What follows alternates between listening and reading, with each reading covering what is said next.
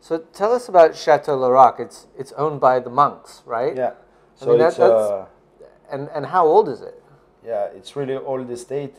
We have the written since the 13th century, proving that La Roque is making wine on the Pic Saint-Loup, and it belongs also to the monks at this moment, and they produce olive oil also, and they have lamb. Lamb. Yeah, in the okay. 13th century. Yeah. You can have a pretty good meal with all that. Yeah.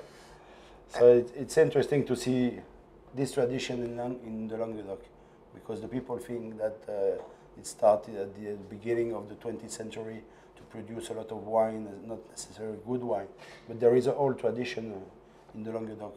Fantastic. And La Roque has been represented by Kermit Lynch since 1989, correct? Yeah, it's one of the first winery in south of France Kermit started working with, and also with Lascaux and the Hermitage of the Pic Saint-Loup. There is 3 wineries. Kermit started working on the second time. He started in Bandol at the beginning because he's really a fan of the Mourvèdre, and then it's coming in south of France. And that's why now this cuvée is also a cuvée with Mourvèdre, because Kermit insists to the winemaker to plant some. Fantastic. I mean, working with Kermit Lynch, he's obviously one of the iconic importers.